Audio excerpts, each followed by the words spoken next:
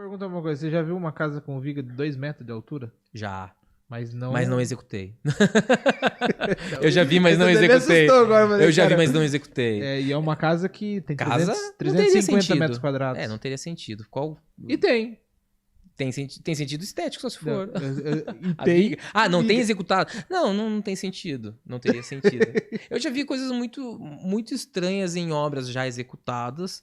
E às vezes esse tipo de coisa, a gente Cara, fala... eu vou te falar que essa viga faliu o construtor, Não, sem cara. dúvida. Sem dúvida, não tenha dúvidas. Eu acho... Eu já teve uma situação que o proprietário me chamou para continuar uma obra. Uhum. E falou, a gente só tem a fundação pronta. E era um sobrado, como o terreno era em declive, eram 3 pavimentos, né? Uhum. A parte do subsolo, digamos, e os outros 2 pavimentos.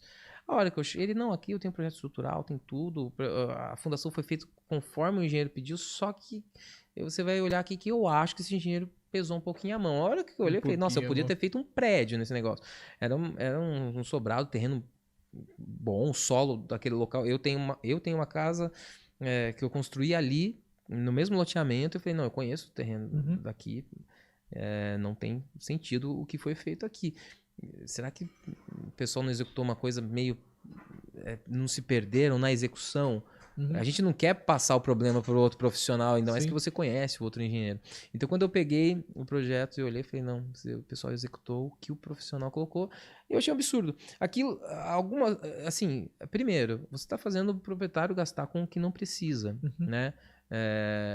E segundo, o superdimensionamento ele não é só ruim financeiramente. Ele é ruim questão de dimensão mesmo, né? Onde ele vai ficar com aquele dimensionamento. Ele é ruim que até, às vezes, tem um superdimensionamento, tem mais ferro do que o necessário para aquela quantidade de concreto, isso pode causar uma patologia. Sim. E o contrário é a mesma coisa, mais concreto do que ferro, desproporcionalmente, até a não corretamente. Depois, né? A compatibilização te atrapalha muito depois. Então, esse tipo de coisa acontece muito em obra. E, muitas vezes...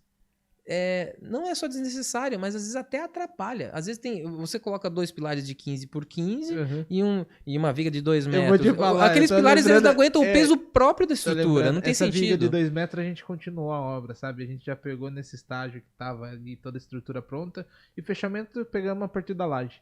E, cara, pensa que o proprietário tava desesperado já, porque teve que mudar janelas. Porque, imagina, uma viga de 2 metros, como que tem janela? Não tem sentido. Aí, não tem sentido nenhum. Aí, né? Passava banheiros, a gente teve que criar shafts. Sim. Que não seria necessário. Como é que você vai passar alguma tubulação E não só isso, a amarração da viga, ela era impossível passar qualquer coisa, não tinha condição. Não tinha espaço. Pra passar conduíte.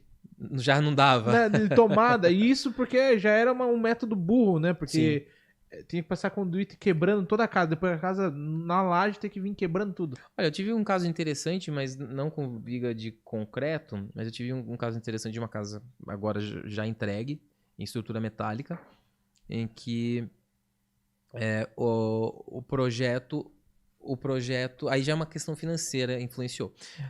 Da sala para gourmet tinha um vão, aproximadamente, se eu não me falha a memória, uns 14 metros de vão livre. Caramba. Tá? E pela configuração do projeto, você tinha alguns quartos que saíam em balanço, em cima justamente dessa viga, justamente nesse vão. Olha que coincidência. Bem no pior vão você tem uma coisa em cima.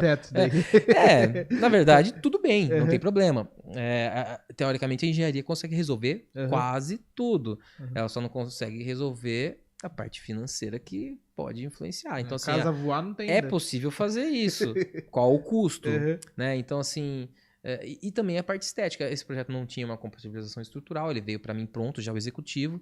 Então, assim, os arquitetos, mas aqui eu não posso ter... Aqui essas esquadrias que vão ficar nesse vão livre, eu quero elas com 2,90. E a laje está a 3,20. Eu falei, então eu tenho quanto para fazer essa viga? Como é que eu vou fazer um vão de 14 metros com uma viga de 30 centímetros? É impossível. Um exemplo, né?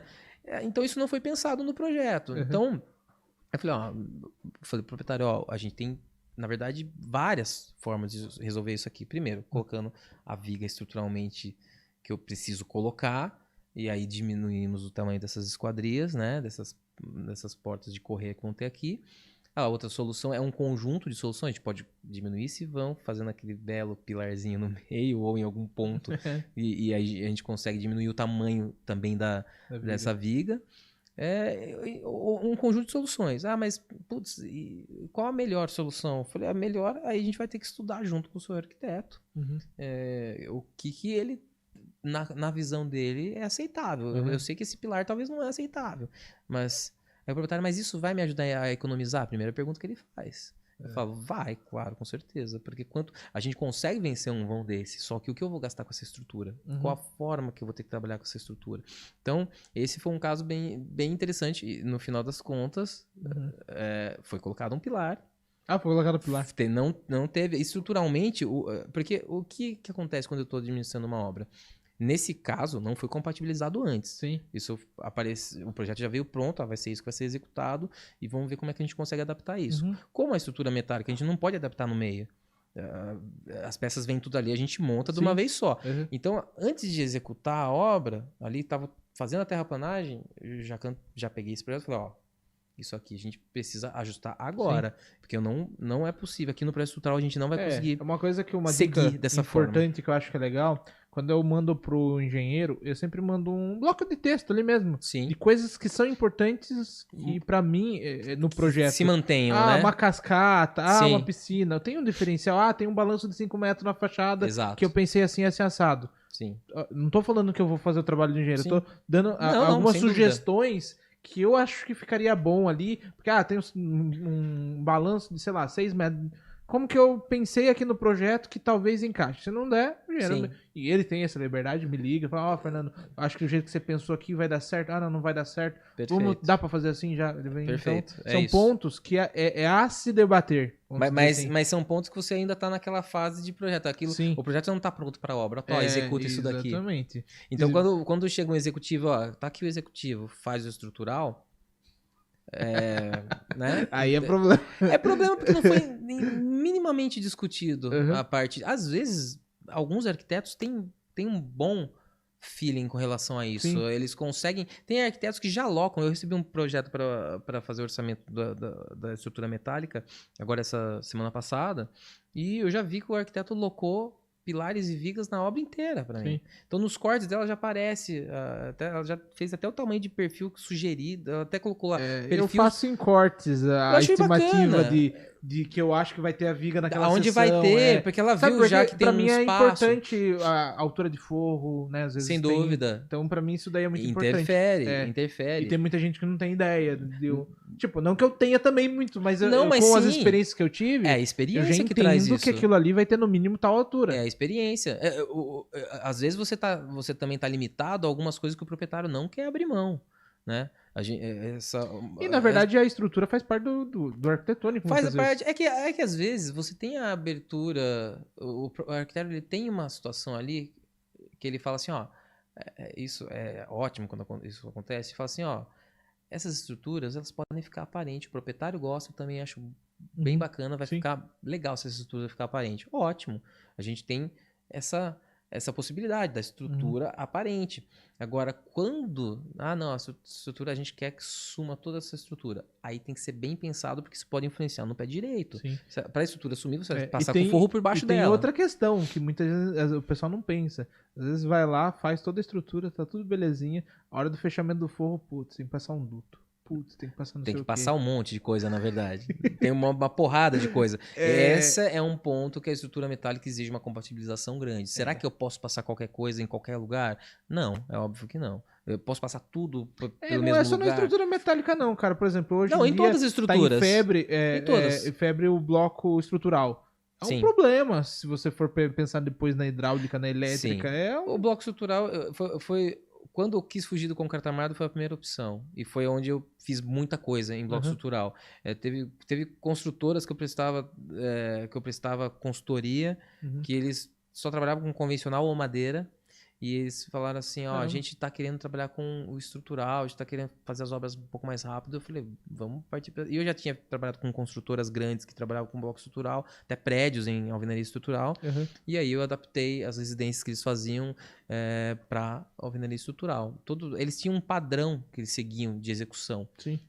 no convencional. E quando mudou para estrutural, eles falaram, a gente não volta mais pro convencional. Eles adoraram. Ah, entendi. Adoraram. Falaram, não, a gente não volta mais, Uhum. porque a obra é limpa. Só que uma coisa que eles não faziam tanto, e eles começaram a incorporar dentro do quadro deles de trabalho, é sempre ter todos os projetos complementares, que o estrutural pede isso. Não tem jeito. Você não vai ficar rasgando, você vai tirar todo o sentido. A alvenaria estrutural ela tem uma distribuição de peso, ela é autoportante às até paredes. O ponto Você não pode o sair. bloco estrutural, ele surgiu e várias coisas surgiram junto com ele. Mas o estrutural já é velho. Sim, é velho. Se a gente for pensar... Mas, por exemplo, antigamente... Eu tava na faculdade, em 2003, eu já... Ele é velho, eu já fazia levantamento de alvenaria estrutural. Mas assim, o que acontecia muito é que o pessoal deixava toda a obra no barro, né?